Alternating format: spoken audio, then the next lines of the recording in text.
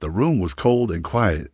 White lights blinked above, and every machine in the lab buzzed softly. In the center stood a large glass chamber filled with blue liquid. Inside the liquid floated a man, tall, strong, still. His eyes were closed. Wires connected to his chest, arms, and neck.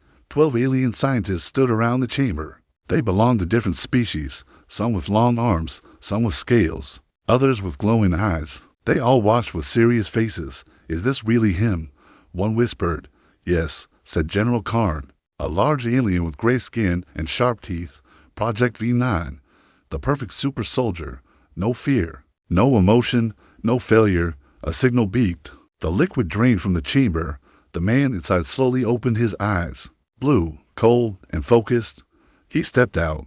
No clothes, only a black bodysuit automatically wrapped around him. His muscles were strong, but his movement was calm, smooth, and fast. The room remained silent. "What is your name?" asked a female. Alien scientist thought the man looked at her for 2 seconds, then said, "I have no name. I am E9. A few aliens clapped. Others smiled. But one young alien, Dr. Rayla, didn't smile. She stared at him with curiosity and concern. "He's the perfect," she said softly to herself. "Something's different." That day, they began the tests.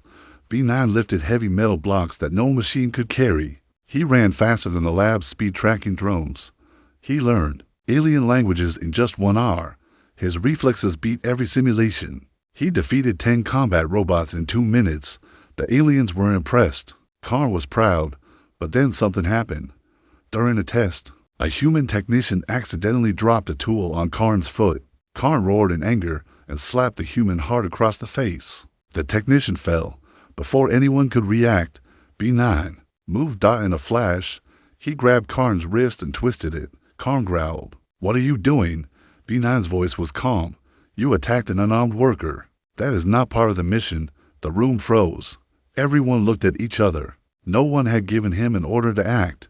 He had acted on his own, to protect someone. That was not supposed to happen. Karn stepped back, angry but confused, returned to standby. V9 obeyed, but the room felt different now. Something had changed. That night, Dr. Rayla couldn't sleep. She returned to the lab alone and entered the data room. She found V9's file and accessed the DNA logs. She stared at the screen. "This can't be," the DNA sequence showed. "Something strange. Out of all the alien code in his body, 99.9% matched a lost species, Homo sapiens, humans. But humans were wiped out 100 years ago during the Great Purge. The Federation had called them weak, emotional, dangerous. Earth was destroyed, or so they believed." Rayla's hands shook. "If this is true," she whispered, "we didn't create him, we recovered him." She copied the data and backed away. The next morning, 5 to 9 was in the training hall. Dozens of aliens watched him fight 5 elite warriors at once. He defeated them all, without using full force. No one could touch him, but something was in his eyes. Not anger, not pride, something like sadness. Later, as he stood alone near the window, looking at the stars, Rayla approached. "You're not like the others," she said. He looked at her. "I ran your DNA," she admitted. "You're almost fully human." V9 didn't speak for a moment. Then he said, "What is human?" Rayla hesitated. "They were kind, creative, brave, but the Federation erased them, called them dangerous, so they were destroyed." V9 looked down at his hands. "I see things in dreams." A woman's voice, laughter, rain, a blue planet. "I feel something. It makes no sense." Rayla touched his shoulder. "Maybe you're not just a weapon. Maybe you're a memory." Suddenly, a loud alarm blared. Red lights flashed. Rayla turned pale. "They know I accessed the file." Guards ran into the hallway. V9 stepped forward, ready to protect. Rayla stopped him. "No, don't fight. Not yet." They were both arrested, but as they were taken away, V9 looked back at the stars. He didn't know why, but he felt like he had been there before, and somewhere deep in his mind, Earth was calling him back. The prison cell was dark and silent. V9 sat on the cold metal bench, his eyes focused forward. He wasn't afraid, but deep inside, something new stirred. Doubt. Not fear, not confusion, but the sense that something important had been stolen from him. A name, a place, a past, Across from him, Dr. Rayla sat with her arms crossed. Her face was bruised. The guards hadn't been kind, but her mind was still sharp. "They're afraid of you," she whispered. "And now, they're afraid of the truth." The door slid open with a loud hiss. General Karn entered, his voice like thunder. "You, girl, are a traitor, and you." He looked at V9, "are a mistake." The armed guards grabbed Rayla and dragged her out of the cell. She shouted, "He's not what you think he is. He remembers. He's more than a weapon." Karn ignored her cries. He turned to V9. "You want to be a hero? Fine. Let's see how heroic you are in the fire." The suicide missions, he didn't kill V9. That would be too easy. Instead, they sent him on a classified combat test. A solo mission to a pirate fortress orbiting the Black Star. A dead zone where most soldiers never returned. The pirates there weren't ordinary criminals. They were ex-Federation soldiers turned monsters. Scavengers of alien tech and destroyers of entire colonies. His instructions were simple: infiltrate, kill all, retrieve a stolen data core. The dropship flew him in close. No backup.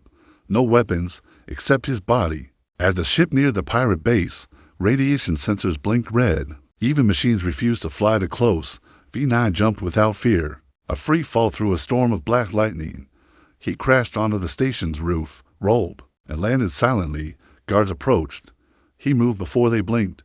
Neck snapped. Blades deflected. Guns jammed in his grip. He was fast, precise, but not cruel. Instead of killing them all, he disabled many. He only killed when they refused to surrender, and even then, he did it with respect. By the time the pirates realized what was happening, the entire East Wing was silent. They tried to overwhelm him with numbers. He cut through them like shadows, through light. One pirate begged, "Who are you?" V9 paused. His voice was cold, but clear. "I don't know yet, but I am not your enemy." The child behind the door halfway through the station. 5 to 9 heard something unusual. Crying. A small voice. He followed it to a locked cargo room. With a light punch, the door flew open. Inside, crouched in fear, was a small alien girl, not more than 6 cycles old. Her arms were chained. Her eyes glowed with tears. She looked at him and whispered, "You're the monster." V9 knelt down. "No, I came to stop the monsters." She hugged him, just like that. No fear, no questions. Something inside him broke. He carried her in one arm and fought with the other. When he reached the data core, he found it surrounded by bombs. The pirates had planned to destroy the whole station if the Federation came. He defused them all in seconds, took the core, returned with the girl, the return no one expected. Federation's command center was in chaos. They had expected V9 to die. Instead, the signal from the stolen core began uploading, and the dropship landed. Out stepped V9, unharmed, carrying a child. The officers gasped. General Karn growled, "Why did you bring her?" "She's a hostage," V9 replied. "A victim? She needed saving." Karn replied sharply, "She is not your concern. You are a weapon, not a savior." V9 stepped forward. "I followed the mission, retrieved the core, saved the innocent." Karn stared at him. "You disobeyed protocol. You are not allowed to care." For the first time, V9 answered boldly, "Then your protocol is broken." Echoes of Earth. Late that night, Rayla, still held in detention, was shown the footage of the mission. She saw him carry the girl. She saw him choose mercy. She smiled. "I was right," she whispered. "He's not one of them. He's one of us." The DNA leaked, but then something unexpected happened. One of the lower technicians, while analyzing V9's mission vitals, discovered an unprotected backup copy of the DNA file Rayla had scanned. The technician, confused and curious, shared it on a secure channel, but the file spread like wildfire across hidden galactic forums. The title read, "Federation's weapon is 99.9% human. The lost species returns." Within hours, whispers spread across colonies, outposts, even deep space mining ships. The forbidden word was spoken again, human. Karn's panic. General Karn smashed the screen in rage. "Find the leak, burn it out, kill the message." But it was too late. Rumors were already out, and V9, the living proof, had just started to ask questions. He looked up at the stars from the barracks rooftop, the child asleep beside him, and whispered something strange. "I've seen this sky before, long ago, and somewhere Deep in space, a silent human colony received the signal and finally spoke back. Inside her holding cell, Dr. Rayla stared at the ceiling. For the first time in her scientific career, she wasn't thinking about numbers, cells, or formulas. She was thinking about his eyes. V9's eyes. They weren't cold like other military projects. They had depth, like someone who had felt pain, who had lost something. She whispered to herself, "They say he's a weapon." But I saw a man who remembered something he was never supposed to know. The door hissed open. A shadow entered. A tall one died. It was V9. Guards were behind him, but they stayed silent. It seemed he had been granted a visit, maybe because he saved the child, maybe because he was becoming too powerful to ignore. Rayla sat up slowly. "You came. I had to." He said quietly, "I've been dreaming things I don't understand. Oceans, music, blue skies, the smell of smoke and bread, a boy running with a kite." He paused. "Am I malfunctioning?" Rayla slowly smiled. "No, you're remembering." She pulled something from under her bed, a tiny black disc. She whispered, "They never deleted the old Earth archives. They hid them." V9 frowned. "Why?" "Because the truth is dangerous to those who lie." She pressed the disc. A hologram appeared, glowing between them in the air. It was grainy, aged, but still beautiful. A blue and green planet, spinning slowly in space. Earth. A voice played. Softly, "Welcome to Earth Memory Archive 239. Recorded before first contact." They saw oceans crashing against cliffs, children running through parks, old women dancing in the streets during a rainstorm, musicians playing violins on rooftops, a teacher wiping chalk off a blackboard, two hands joining over a candle dot. V-9 stepped closer. His mouth opened slightly. Something inside him stirred. Not code, not programming. Something older, something human. He whispered, "I know this song." Rayla turned. "You were never supposed to know it. What is in your bones?" Suddenly, he clenched his fists. "They told me I was created, built in a lab, but these dreams, these sounds, they came before I was made." Rayla nodded. "That's because you weren't created. You were recovered." She showed him a file. They found a cryopod buried under the Martian ruins 27 years ago. One human inside, still alive, but unconscious. They took your body, cloned it, modified it, gave you a number. V9 stepped back. "I was alive before this." "Yes. You were probably a soldier from the Earth Resistance. Maybe the last one." He turned to her, breath uneven. "Then who was I?" Rayla stared into his eyes. "Someone worth remembering." Meanwhile, in the shadows in the Blackened Federation surveillance room, agents watched the entire scene. The hologram, the music, the emotions, all recorded. General Karn watched in silence, then said, "Delete the footage, terminate the girl, recondition the soldier." An officer hesitated. "Sir, he's gaining popularity. Soldiers are asking about him. Civilians too. Some are calling him the Rememberer." Karn growled, "Then make them forget." The reconditioning attempt next morning, V9 was called in for mental optimization. He was told it was routine. He walked calmly into the chamber, but something felt off. Inside, high-frequency machines buzzed. Electroneedles extended toward his head. A voice in his ear.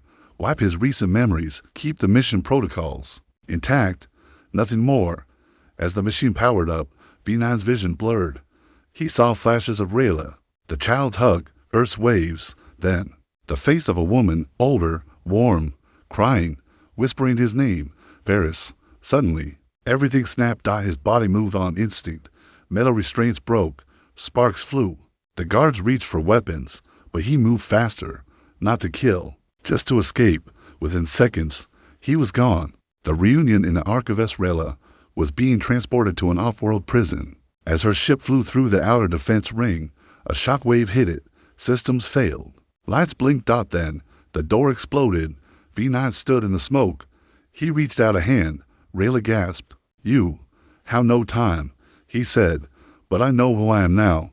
They escaped through a stolen ship. Small, old, but fast. Inside, Rayla asked, "What do I call you now?" V9. He looked at her and said, "That was their name for me. My name is Varys." Rayla smiled. A forgotten satellite from Federation eyes. Varys and Rayla landed on a forgotten Earth satellite station hidden in the asteroid belt. It was old and dusty, but the system still flickered to life when Varys stepped in. A robotic voice spoke. "Welcome back, Captain Varys. Earth Command authentication accepted." Rayla's eyes widened. "You were never lost," she whispered. "Just asleep." Varys stared at the stars through the cracked window. So many lies, so much silence. He clenched his jaw. It's time they remembered what humanity really is. Meanwhile, in the deep system across the galaxy, the hidden human colonies, long silent, long waiting, received a ping, a name, a face, a signal. Varys is alive. And with that signal, the humans began to rise again. The stolen ship rattled violently as it entered the asteroid belt. Varys sat at the controls, his hands calm but firm. The stars outside blinked like warning lights, and jagged rocks floated endlessly around them. Rayla tightened her grip on the seat rails. "They'll be coming for us. We just broke out of a maximum security transport ship. They'll send a hunter fleet." Varys didn't answer. His eyes were locked ahead, scanning for any sign of movement, any flicker in space. That meant danger. Behind them, deep in Federation territory, alarms screamed. Dozens of command ships activated. Warships turned toward the asteroid belt. Target, V9, now classified as Varys, code Red Fugitive. Inside the hidden satellite of the ancient Earth satellite, now awake, scanned Varys' face again. Human biosignature confirmed. Captain Varys, of Earth Resistance Fleet 071. Welcome home. Rayla stood in awe. This station, it's from the old war. It's been floating here for over a century, untouched. Varys stepped inside slowly. Lights flickered on as he passed. Rusted metal groaned under his feet. But it still felt familiar. Dot in the central hub, a projection came alive. A man in a captain's uniform, with Earth's flag behind him. To whoever survives, if you're seeing this, then Earth has fallen. But we did not die. We scattered. We hid. We waited. You, the one watching, are the last of us. Or the first of us to return. Varys stared, silent. Rayla whispered. They thought humanity was gone, but they were wrong, weren't they? Varys replied, I wasn't made by them. I was taken by them. The first strike warning lights blinked. An AI voice spoke. Federation scout ships approaching. Weapon systems offline. Hull integrity weak. Rayla turned. We can't fight them. We need to run. Varys replied, then we'll give them something to chase. He triggered the station's emergency beacon, but instead of a distress call, it sent out a coded message in ancient Earth language. Varys alive. Earth not forgotten. Awaiting awakening. The chase begins as their stolen ship launched from the satellite. Federation fighters zoomed in.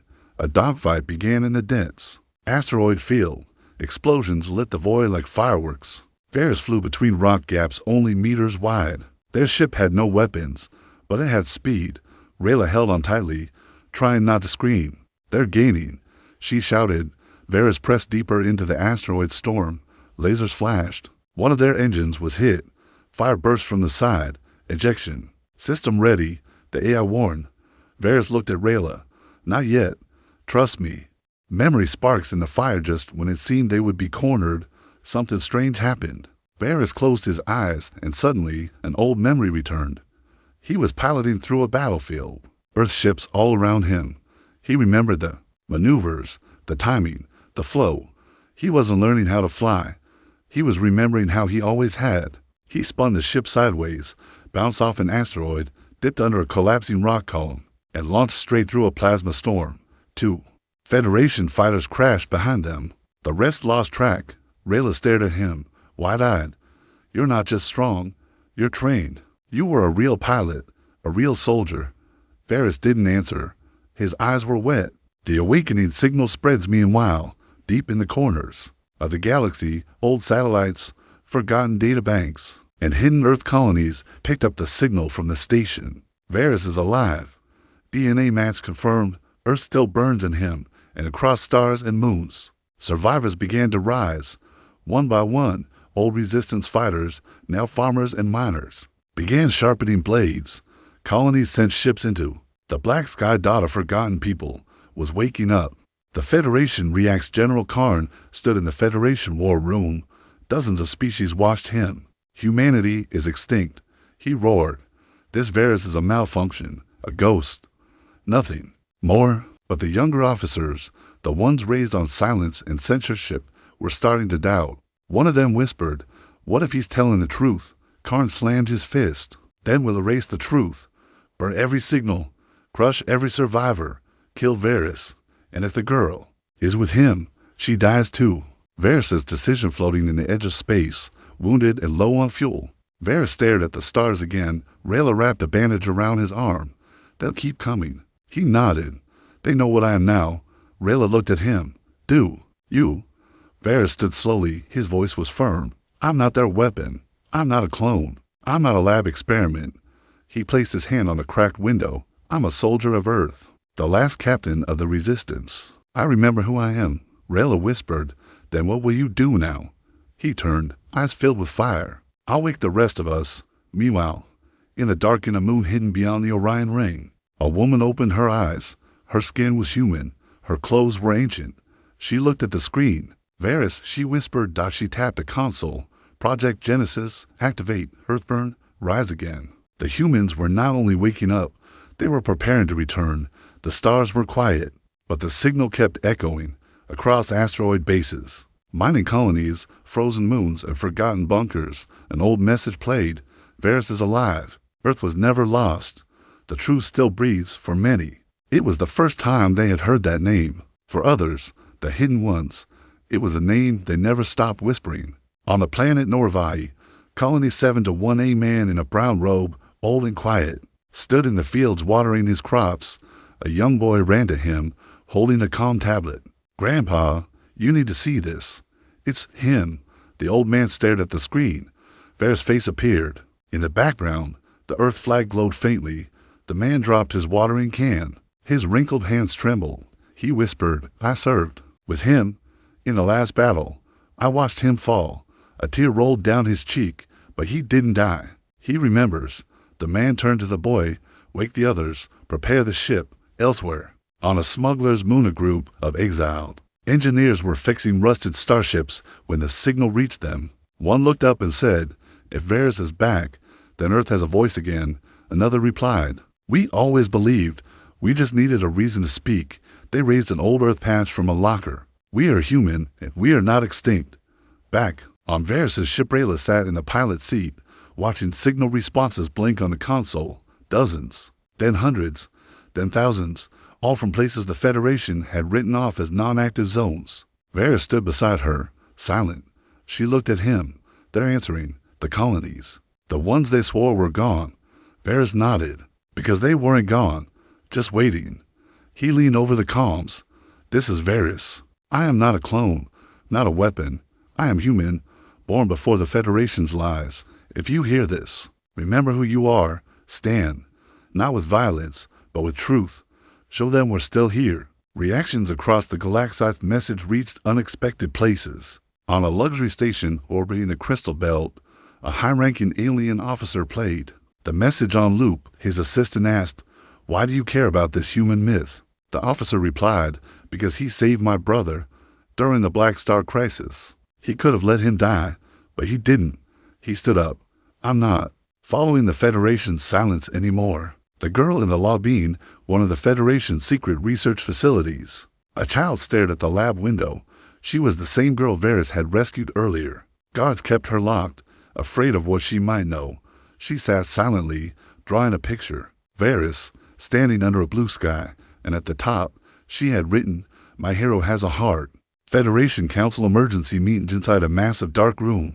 Filled with holograms of alien leaders, General Karn stood at the center. "The rebellion is spreading," a council member said. "Entire moons have stopped transmitting." Karn growled, "They are fools chasing a ghost." Another voice said, "Then why is every old Earth system responding to his call?" Karn banged the table. "Varys must die before he unites them. He's not a man. He's a symbol, and symbols are more dangerous than armies." The message that broke the silence from deep within the Earth system. A powerful broadcast went out, not from Varys, but from an unknown source. A woman's voice echoed across the galaxy. "You thought we were dead, but we were watching, learning, healing. Now our captain remembers, and so will you. We are the children of Earth, and we are no longer afraid." The broadcast ended with a forgotten anthem, the old human alliance hymn, filled with violins, drums, and the sound of wind through trees. In colonies everywhere, people cried, elders stood in silence, children asked questions, and those questions could not be silenced. Varys' decision. Rayla approached him while he stared into space. They're ready, Varys, the humans. Even some alien colonies are starting to support you, but they need leadership. Varys looked at her. I'm not a king or a prophet. Rayla placed her hand on his chest. No, but you are the proof. You lived, you remember, and that gives people hope. He nodded slowly. Then we go to them. Not in secret, in light. Rayla's eyes widened. You mean, speak publicly? Yes, he said. From the Free System Tower on Bastion Moon, a broadcast no one can block. The plan to broadcast hopefully plotted a course to Bastion Moon, a neutral planet with an ancient signal tower strong enough to reach across half the galaxy. But they knew it would be a trap. The Federation would be waiting. Warships, drones, assassins. Still, Varys said calmly, if they stop me, let it be in front of the whole galaxy. Let them try to silence a human, while the stars are watching.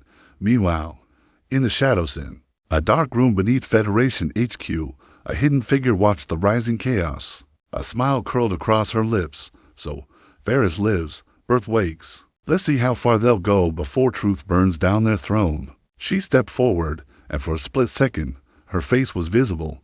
She was human, and seen. Varys' words to the galaxy preview. As the Bastion Moon grew larger in the ship's window, Rayla asked one final question. Are you afraid? Varys looked out at the stars and whispered, yes, but not for me. For the ones who spent their whole lives in silence and are about to remember how loud truth can be. The approach to Bastion Moon's ship cut through space like a whisper in a storm.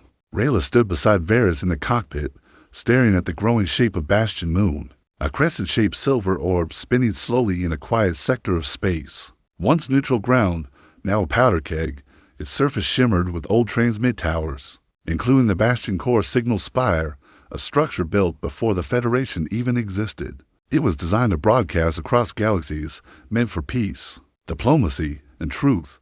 But now, it was surrounded by warships. Rayla's voice broke the silence. The Federation is already here. Varys nodded. Let them see us. We won't hide. The arrival of the enemy high above Bastion Moon. Over 2 dozen Federation destroyers floated in formation. Inside the command ship, General Karn leaned forward, teeth grinding. He's coming straight toward us, he growled. He actually thinks we'll let him speak. A younger alien captain whispered. He's not armed. He's not even using cloaking tech. Karn spat. He's using something worse, memory. The landing and the last Waffrus and Rayla docked their small craft near the old tower. The platform was dusty. The walls cracked. The guards were gone. Only silence greeted them. But far above, laser cannons locked on. Federation ships gave one last warning. Varys, this is your final chance. Surrender and be erased. The galaxy will forget you existed. Varys simply replied, then let them try. But memory is stronger than fear. Rayla handed him a small chip. This is your voice, your past, your proof. Plug it into the main feed, and it will go everywhere. Varys touched her hand gently. If I don't make it, you will. She interrupted. Because you have to. Inside the Bastion Tower, Varys climbed the tower alone. Each step echoed like a heartbeat. The walls were lined with forgotten names and flags. Remnants of peace talks, broken treaties, and silenced. Truth's dot at the top. He reached the console. Dust covered the buttons. The power flickered, but it was alive. He inserted the chip. The screen lit up. Earth voice channel engaged. Broadcast range active. He took a deep breath, then spoke. The speech that shook the stars. Varys' voice reached hundreds of planets, thousands of colonies, and millions of people. To the ones who remember, and the ones forced to forget. I am Varys, once called V9, a number without a name.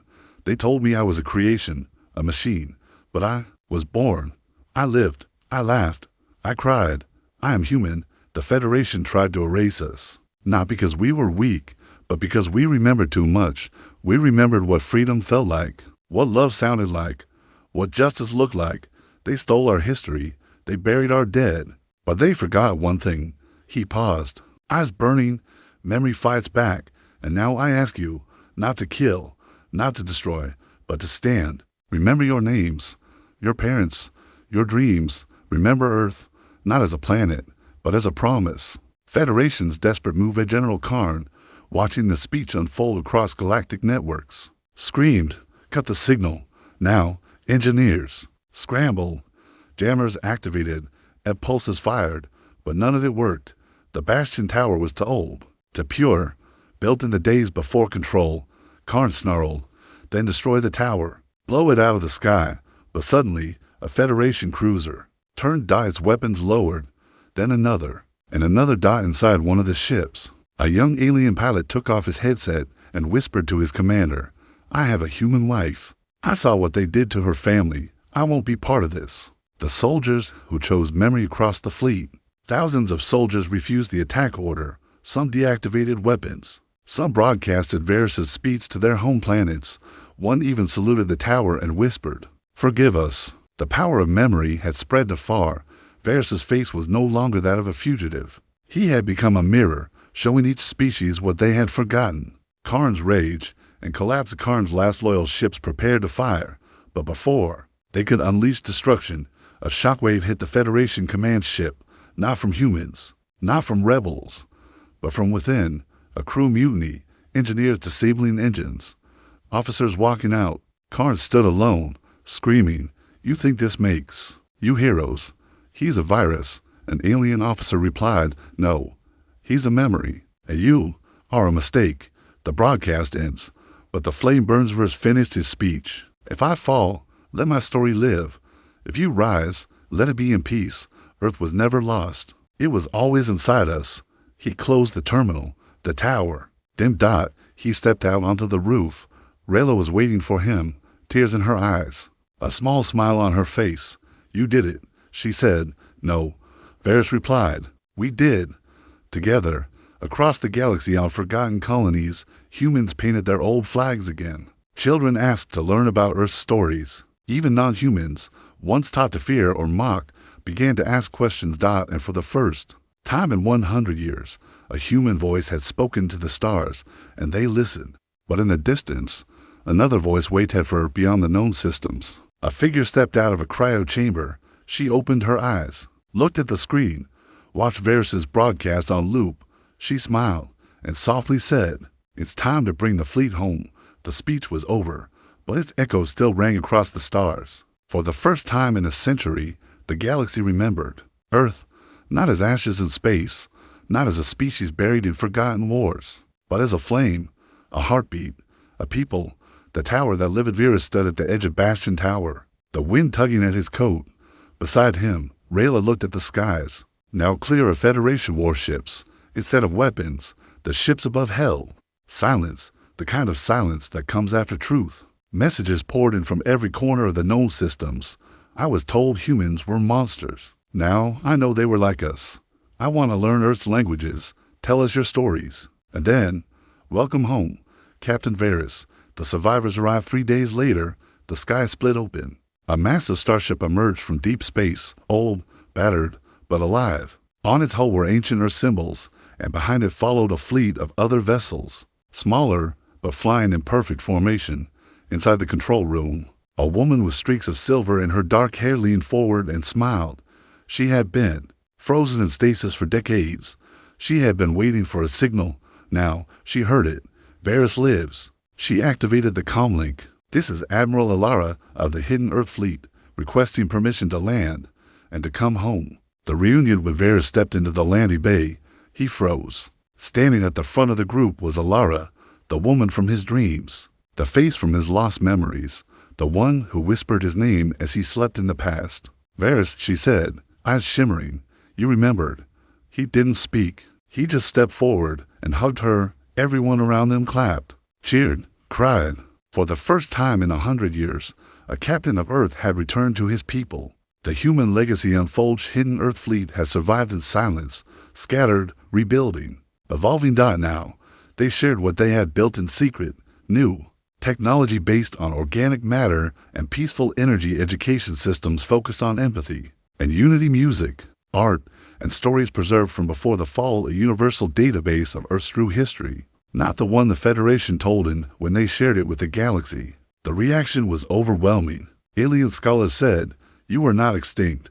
You were becoming something better." The collapse of the Federation in the months that followed, the Federation crumbled, not from war, but from within. Officers defected, soldiers laid down arms, colonies declared independence. One by one, former enemies of Earth sent messages of apology, of curiosity, of hope. And at the center of it all was Varys. But he didn't take a throne. He didn't want a crown. He simply said, "Let's not build another empire. Let's build a future where no one is erased again."